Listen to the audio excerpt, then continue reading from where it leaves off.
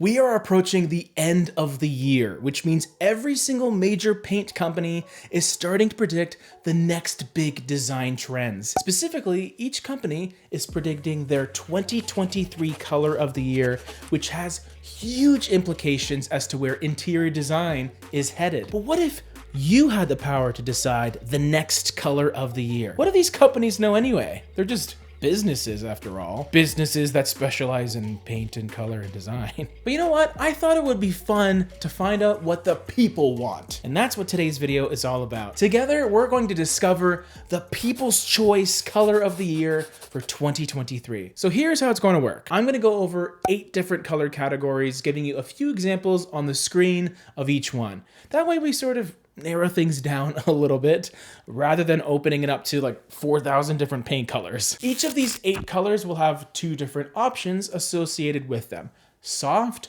or bold. At the end of this video, once we've gone through all the selections, I want you to comment below with your choice, whether it's bold blank or soft blank. You also might see some community posts where I'll put up a few polls so that these colors can battle it out until we're left with one final unanimous people's choice color of the year. The goal here is not to predict what other companies might choose. I just seriously want to know what my audience wants to see. Starting with the first category, white. This may seem crazy to some of you, but simply white was Benjamin Moore's color of the year not too long ago. I think there is simplicity with white, right? It's always going to be an option for the people that want something clean and minimal. It also means if that becomes your base color, then you can have smaller accents here and there sprinkled around to make a really interesting space. You may think, okay, well, what's a soft white and what's a bold white? Because you do have to make a decision one way or the other. I sort of see soft whites as off-whites that maybe have a little bit of gray or a touch of beige to soften them. Go figure. And then a bold white is just your uber vibrant, super bright, reflective white that has basically no undertones. It's just white, super stark. Next category we have is black, which is the polar opposite of white. And this category has seen more and more usage as of late, especially with your more industrial influenced designs. Black is an extremely bold choice, being the darkest color possible, but it can also be used in smaller portions in the form of accessories and even things like chair and table legs, your kitchen hardware, even window frames as of late. Because don't forget, color of the year doesn't need to be thought of as a wall paint color, right? It's just that signature color that really represents what 2023 is going to be all about. So with our 2 subcategories, soft blacks include your off blacks like charcoal gray or your wrought iron type of colors, and then a bold black is just a super deep midnight black. If one of these choices really appeals to you, let me know down below. Next we have Greige. And this one is a pretty broad spectrum, to be honest, because Greige can take on so many different types of forms.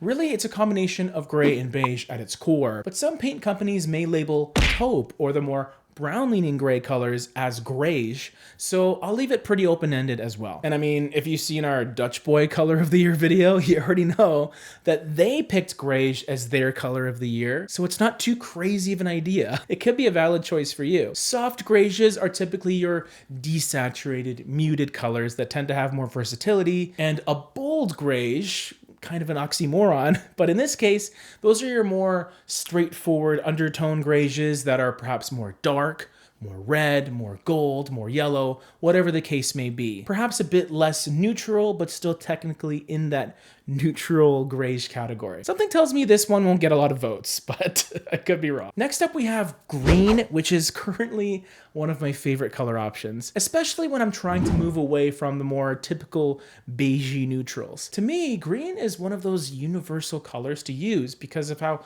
prevalent it is in nature. And especially nowadays, we see a lot of designs bringing nature inside, indoors, through natural materials and especially plant life. There really is a lot of variance within green as well, whether we're talking about color temperature or just depth. There's your bold, deep forest greens, your slightly blue-leaning teals, leafy greens as well. And then on the softer side, you have sage, khaki, and olive green. Even my made-up combination of green and beige called Greige. I may or may not be a bit biased towards that one. So if you're convinced your color of the year is green, is it soft or bold? Our next finalist in this People's Choice Color of the Year tournament is blue. Blue is often symbolic of serenity and calm, and in some cases, timelessness when you're talking about the deep, dark navy blues that you've seen inside and outside of homes for many, many years. Not necessarily a color people think of for something like a hallway, but there's so many beautiful blue paint colors that can really enhance your space. If blue is your thing, what kind of blue are you into?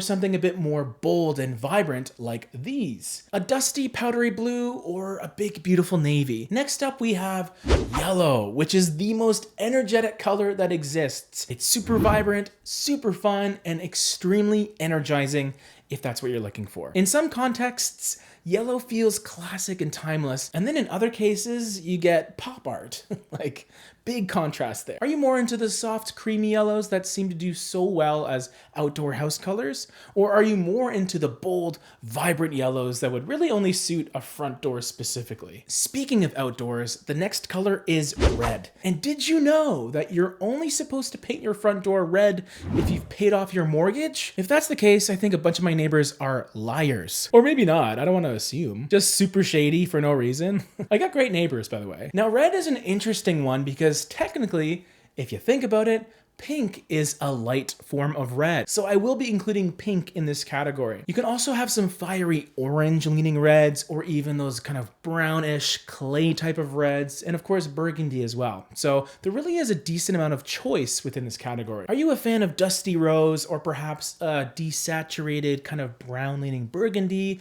Or do you like your red paint colors vibrant, hot, and spicy? So just before we get to the 8th and final color choice, a reminder, pick your favorite color of the 8 we've discussed in this video, but also put whether you want something a bit more soft and muted and desaturated, or big, bold, and dynamic, and put it in the comment section below. And bonus points if you have a specific color that goes along with your answer, but it's not required. That might be too much work. The final color option is purple. A combination of red and blue, purple has the ability to reveal either undertone more prominently, whether it's an icy periwinkle purple or an almost burgundy-leaning plum color. I could see this being an option for a lot of people. For my purple fans watching, are you more into this or these? Let the tournament begin! I will respond to all of the choices made in the comment section for the next 48 hours at least. So let me know your answer, share this with your friends, and also stay tuned for the polls that I'll be releasing in the community tab. Let's see which paint color reigns supreme.